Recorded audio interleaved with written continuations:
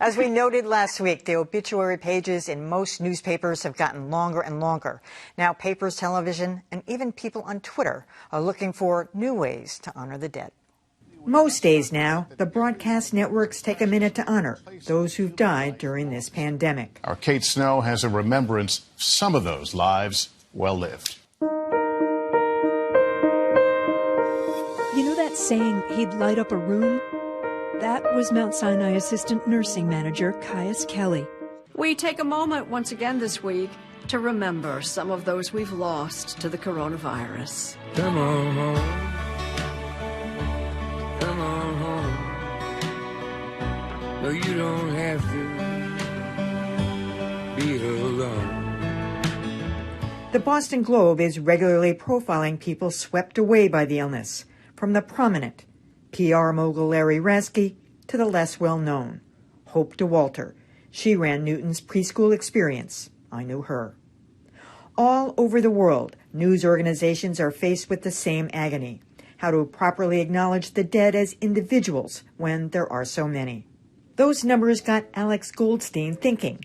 As a one-time member of Governor Deval Patrick's team, he wanted to make a difference. Governor Patrick used to say that policy only matters at the point where it touches people. So Goldstein sought to touch people by gathering hundreds of personal stories of the dead, written by local journalists, posting them on a Twitter feed called Faces of COVID. I could sense that the overwhelming statistics that we're seeing have a capacity to numb us. Goldstein says his first mission was to put a face to the dead, but he wanted to make sure the stories had a message too. The stories are about accountability, about what happens at a nursing home if the wrong procedures are put in place, or what it means for someone to die alone. Goldstein says he started this about 2 weeks ago, but it's grown exponentially. So he brought in a partner, Scott Zobek. There's over 600 stories now posted, and most of them are written by local journalists or produced by local TV and radio affiliates all over the country. And that, says Goldstein, is his second mission,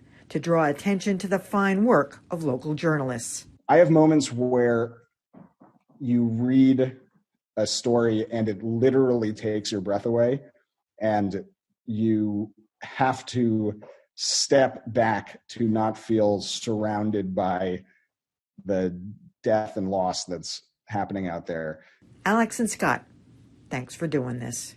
Adam, I have to say it was particularly gratifying to see somebody who used to be in government seeking out ways to honor the great work that local journalists had done. And I was also struck by the fact that he was really culling these to show accountability in each, that some of these cases the people didn't have to die. Alex is a really thoughtful guy, a really generous guy. You deal with a lot of good people who are on the other end when you're a reporter making inquiries, and he stands out. I mean, he's a really good person. I'm glad he's doing what he's doing.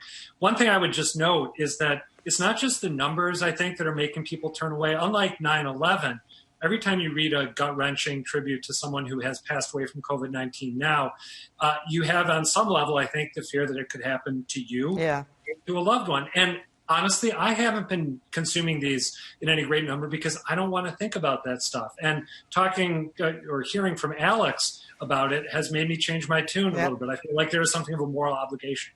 Yeah.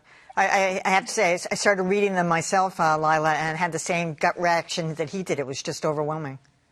It's just heartbreaking. I'm so glad he's doing it, though, because ignoring the heartbreak doesn't fix anything.